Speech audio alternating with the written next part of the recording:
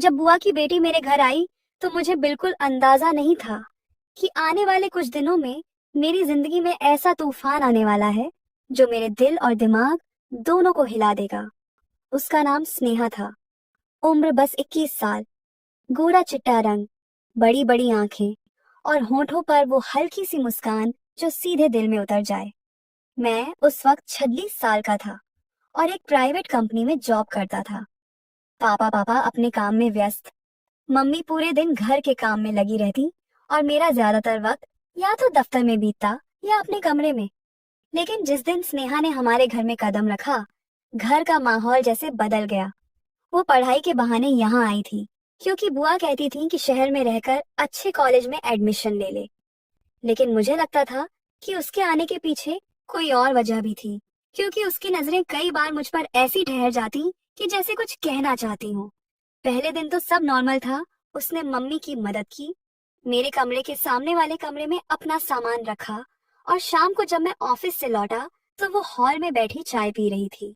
जैसे ही मैंने दरवाजा खोला, उसकी नजर मुझ पर पड़ी और वो हल्के से मुस्कुरा दी। मुझे नहीं पता क्यों, लेकिन उस मुस्कान ने मेरे सीने में कुछ अजीब सी हलचल पैदा कर दी।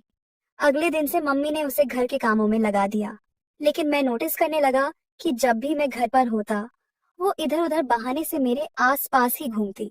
कभी पानी देने आना, कभी पूछना कि भैया आपको चाय बना कर दूं, और मुझे भैया शब्द में भी एक अजीब सी शरारत महसूस होती। एक शाम ऑफिस से लौटकर मैं अपने कमरे में गया तो देखा वो वहां खड़ी मेरी अलमारी में कुछ ढूंढ रही थी। मैंने हैरानी से पूछा, तुम यहाँ क्या कर रही हो? वो थोड़ी घबरा गई, बोली, वो मम्मी ने कहा था आपके पुराने नोट्स ले आऊं। लेकिन उसकी आवाज में घबराहट साफ थी, जैसे वो कोई और चीज देख रही हो। मैं बस उसे देखता रहा और फिर बिना कुछ कहे कमरे से बाहर चला गया। लेकिन उस दिन के बाद जैसे हमारे बीच एक अजीब सा अनकहा रिश्ता बनने लगा। रात को मैं कमरे में बैठा लैपटॉप पर काम कर रहा था। तभी दरवाजा हल्का सा खुला और स्नेहा अंदर आई। उसके हाथ में एक प्लेट थी जिसमें कटा हुआ फल था। उसने कहा, आपने खाना नहीं खाया तो सोचा थोड़ा फल दे दूं। मैंने मुस्कुराकर थैंक यू कहा, लेकिन जब वो प्लेट देने के लिए झुकी, उसके बाल मेरे गाल को हल्के से छू गए और उस पल मेरे भीतर कुछ पिघलने लगा। उसकी खुशबू, उसकी आंखों का वो धीमा सा ठहराव, सब कुछ मेरे होश उड़ा रहा था। अगले कुछ दिनों में ये सिलसिला और बढ़ता गया। कभी वो मेरी शर्ट प्रेस कर देती, कभी रात को दरवाजा खटखटा कर पूछती कि नींद नहीं आ रही। और एक दिन तो हद तब हुई जब मम्मी पापा किसी रिश्तेदारी में गए और घर में सिर्फ मैं और स्नेहा थे। दोपहर का वक्त था, बिजली चली गई थी, पंखा बंद और हवा थमी हुई। मैं अपने कमरे में लेटा था कि वो आ गई। बोली, गर्मी लग रही है, मैं यहाँ बैठ जाऊं? मैंने हाँ कहा। वो बिस्तर पर मेरे पास बैठ गई और धीरे धीरे बातें करते करते उसका हाथ मेरे हाथ पर आ गया। मैं जानता था ये गलत है, लेकिन उस स्पर्श में ऐसी नरमी थी कि मैं खुद को रोक नहीं पाया। मैंने उसकी ओर देखा, उसकी सांसें तेज थीं और अगले ही पल जैसे सब कुछ अपने आप हुआ। हमारे होंठ एक दूसरे से मिल गए। बाहर का माहौल गर्म था, लेकिन कमरे के भीतर जिस्मों की गर्मी और भी तेज हो गई। और उस दिन जो शुरू हुआ, वो सिर्फ एक लम्हे का बहकाव नहीं था, बल्कि एक ऐसे रिश्ते की शुरुआत थी जो मोहब्बत, जुनून और एक खतरनाक राजब से भरा था, जिसे अगर मम्मी पापा जान जाते तो शायद सब कुछ बिखर जाता। उस दिन के बाद हमारे बीच जैसे कोई दीवार ही नहीं बची थी। मैं जानता था कि ये रिश्ता गलत है, समाज इसे कभी स्वीकार नहीं करेगा, लेकिन स्नेहा के साथ बिताए वो लम्हे मेरे लिए किसी नशे से कम नहीं थे। वो नशा जो एक बार चढ़ जाए तो उतरना नामुमकिन हो। अगले ही दिन जब मम्मी पापा लौटे तो हमने दोनों ने जैसे कुछ हुआ ही नहीं ऐसा दिखाने की कोशिश की, लेकिन हमारी आंखों में जो चमक और होंठों पर जो छुपी छुपी मुस्कान थी, शायद वो सिर्फ हम ही पढ़ सकते थे। अब हमारे बीच एक अजीब सा खेल शुरू हो गया था। दिन में हम बिल्कुल सामान्य रहते, लेकिन जैसे ही रात होती, हम किसी न किसी बहाने अकेले हो ही जाते। एक रात मैं अपने कमरे में किताब पढ़ रहा था, तभी हल्की सी दस्तक हुई। मैंने दरवाजा खोला तो सामने स्नेहा थी। उसने उंगली होठों पर रखी और चुपचाप अंदर आ गई। दरवाजा बंद किया और बिना कुछ कहे मेरे गले लग गई। उसकी सांसें तेज थीं, दिल जोर जोर से धड़क रहा था। मैं भी उसे कसकर पकड़ लिया। फिर उसने मेरे कान में फुसफुसाकर कहा, आज मैं खुद को रोक नहीं पाऊंगी। और सच में उस रात उसने खुद को पूरी तरह मेरे हवाले कर दिया। हमारे जिस्म ऐसे मिले जैसे बरसों से एक दूसरे के लिए तरस रहे हों। उसके नाखून मेरी पीठ में धंसते, उसकी हल्की सी सिसकियां और मेरे सीने पर उसकी पकड़। हर चीज मेरे अंदर एक ज्वालामुखी भड़का रही थी। लेकिन इस सबके बीच मैं नोटिस कर रहा था कि कई बार उसकी आंखों में एक अजीब सी बेचैनी और डर झलकता था, जैसे वो मुझसे कुछ छुपा रही हो। एक दिन मैंने उससे पूछा, स्नेहा, क्या बात है, तुम्हारे अंदर कोई डर है क्या? वो मुस्कुराई और बोली, अभी नहीं, सही वक्त आने पर सब बता दूंगी। मैं समझ नहीं पाया, लेकिन उसकी बातों ने मेरे मन में एक सवाल छोड़ दिया।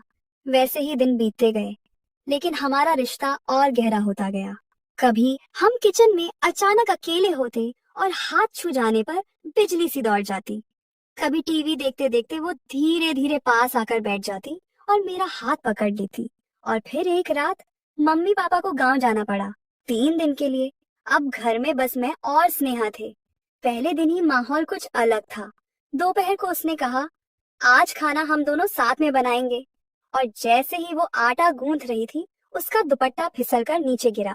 मैंने उठाने के लिए हाथ बढ़ाया, लेकिन उसके हाथ ने मेरा हाथ थाम लिया। उसकी आंखों में एक ऐसी चुप्पी थी जो बहुत कुछ कह रही थी। उस पल हम दोनों के बीच का फासला खत्म हो गया। मैं उसके पीछे खड़ा होकर उसकी कमर पकड़ लिया। 10 आराध लिया। उसके कान के पास हल्के से सांसें छोड़ी और वो कांप उठी। आटा और रसोई सब भूलकर हम फिर एक दूसरे में खो गए। उसके होठों पर मेरी प्यास और मेरे स्पर्श पर उसका बेकाबू होना। ये 3 दिन हमारे लिए किसी हनीमून से कम नहीं थे। लेकिन आखिरी रात जब हम एक दूसरे की बाहों में थे, तभी उसने अचानक कहा, अगर मैं तुमसे कुछ कहूं तो तुम मुझे छोड़ तो नहीं दोगे? मैंने हैरानी से उसे देखा। ऐसी क्या बात है? उसने एक गहरी सांस ली और कहा, मैं यहाँ पढ़ाई के बहाने नहीं आई थी, मैं तुमसे मिलने आई थी, क्योंकि मैं पहले से ही। वो रुक गई। मेरी सांसें अटक गईं। पहले से ही क्या? वो मेरी आंखों में देख रही थी, लेकिन उसके होंठ खुलने से पहले ही हमारे कमरे के बाहर से मम्मी पापा के लौटने की आवाज आ गई। वो बात वहीं रुक गई। लेकिन मेरे मन में अब बेचैनी और बढ़ गई थी। मैं जानता था कि स्नेहा के पास कोई बड़ा राजशक्ति है, और शायद वही राजन हमारी मोहब्बत को या तो और मजबूत करेगा या पूरी तरह तोड़ देगा। मम्मी पापा की आवाज सुनते ही स्नेहा एकदम से मुझसे हटकर अपने कपड़े ठीक करने लगी और मैं भी जैसे होश में आ गया। लेकिन मेरे दिमाग में उसकी अधूरी बात बार बार गूंज रही थी। मैं पहले से ही, आखिर वो कहना क्या चाहती थी? उस रात बिस्तर पर लेटे लेटे मैं करवटें बदलता रहा। स्नेहा अपने कमरे में चली गई थी, लेकिन मुझे लग रहा था कि उसके पास कोई ऐसा सच है जिसे वो बताने से डर रही है। अगले दिन घर का माहौल सामान्य था, लेकिन हमारे बीच का माहौल अब अलग था। उसकी आंखों में अब भी वो पुरानी मोहब्बत और चाहत थी, लेकिन कहीं ना कहीं एक डर भी साफ दिख रहा था। शाम को जब मम्मी पापा टीवी देख रहे थे, मैं बाहर बालकनी में खड़ा था। तभी स्नेहा आई। उसके हाथ में कॉफी के 2 मग थे। उसने एक मेरे हाथ में दिया और धीमे से बोली, आज रात मुझसे मिलना मेरे कमरे में। उसकी आवाज में एक गंभीरता थी जो पहले कभी नहीं सुनी थी। रात को जब सब सो गए, मैं दबे पांव उसके कमरे में गया।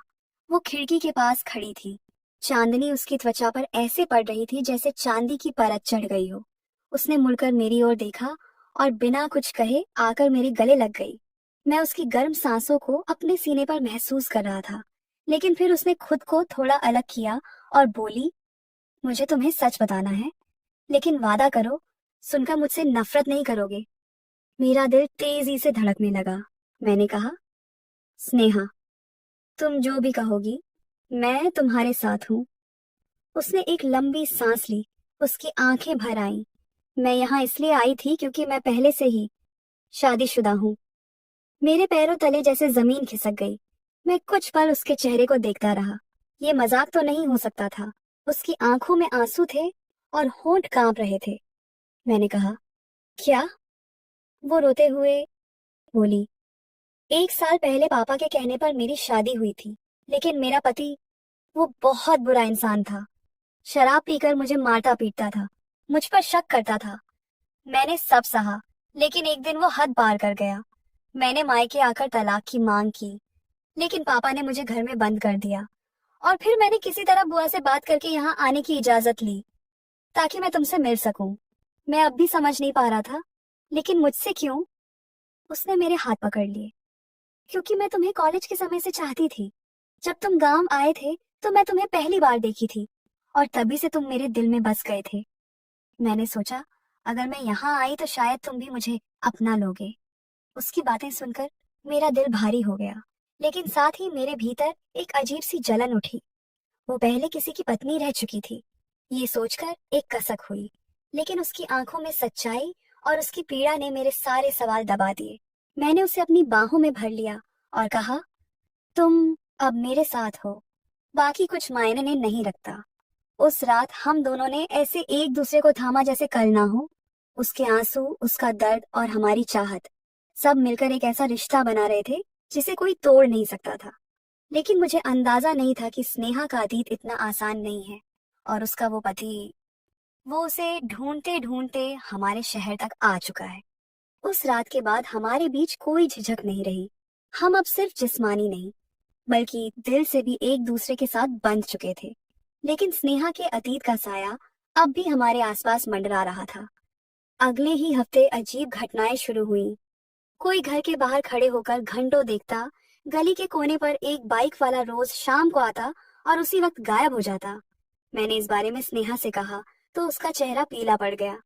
शायद वो है? मैंने पूछा। कौन? उसने धीमे से कहा, मेरा पति, या कहो वो आदमी जिसे दुनिया मेरा पति मानती है। उसके शब्द सुनकर मेरे भीतर गुस्सा और डर दोनों उठे, लेकिन मैंने उसे वादा किया कि चाहे जो हो मैं उसे अकेला नहीं छोड़ूंगा। एक रात मम्मी पापा शादी में गए हुए थे और हम दोनों घर पर थे। तभी दरवाजे पर जोर जोर से दस्तक हुई। मैंने खोला तो सामने वही आदमी खड़ा था, लंबा, चौड़े कंधे, आंखों में खून उतर आया था। उसने मुझे ऊपर से नीचे तक घूरा और फिर स्नेहा की ओर देखा जो कमरे से बाहर आ गई थी। तो यहाँ छुपी थी तू? उसकी आवाज में जहर था। स्नेहा मेरे पीछे छुप गई। मैंने उसे डांटते हुए कहा, तुम यहाँ से चले जाओ वरना पुलिस बुला लूंगा। लेकिन वो हंसा। पुलिस? तेरी ये रखैल तो मेरी बीवी है और मैं इसे यहाँ से ले जाऊंगा। उसके शब्दों ने मेरे खून को खौला दिया। मैंने उसे धक्का देकर बाहर करने की कोशिश की, लेकिन उसने मुझे धक्का मारा और अंदर घुस आया। उसके हाथ में एक लोहे की रॉड थी। मैंने किसी तरह उसका हाथ पकड़ा और हम दोनों में हाथापाई शुरू हो गई। स्नेहा चीख रही थी। तभी मैंने पूरा जोर लगाकर उसे दरवाजे की चौखट से टकरा दिया। वो लड़खड़ाकर गिरा, लेकिन फिर उठा और रॉड घुमाई जो मेरे कंधे पर लगी। दर्द से मेरी सांस रुक गई, लेकिन मैंने हार नहीं मानी। आखिरकार मैंने उसे जमीन पर गिराकर रॉड छीन ली और बाहर धक्का दे दिया। दरवाजा अंदर से बंद कर दिया। हम दोनों हाफ रहे थे। स्नेहा की आंखों में डर के साथ साथ मेरे लिए एक अजीब सी मोहब्बत भी थी। उस रात मैंने उसे अपनी बाहों में भरकर कहा, अब चाहे जो हो मैं तुम्हें कभी किसी को नहीं दूंगा। और फिर हमारी सांसें एक दूसरे में ऐसे घुल गईं जैसे सारी दुनिया का डर और दर्द हमने उसी लम्हे में भुला दिया हो। अगले दिन मैंने पुलिस में रिपोर्ट लिखवाई और स्नेहा का नाम साफ करवाने के लिए कानूनी प्रक्रिया शुरू कर दी। महीनों की जद्दोजहद के बाद उसका तलाक फाइनल हुआ। अब वो पूरी तरह मेरी थी, समाज की नजर में भी और दिल से तो पहले ही। लेकिन उस सफर ने हमें सिखा दिया था कि प्यार सिर्फ चाहत नहीं बल्कि हिम्मत और लड़ाई भी है। आज हमारी शादी को 1 साल हो गया है और हर बारिश की रात जब मैं उसे अपने पास पाता हूँ, उसकी आंखों में वही पुरानी चाहत और होंठों पर वही हल्की सी मुस्कान देखकर मुझे लगता है कि हाँ, जब बुआ की बेटी मेरे घर आई थी तब मेरी जिंदगी में जो तूफान आया था वो आज मेरी सबसे खूबसूरत मंजिल बन चुका है।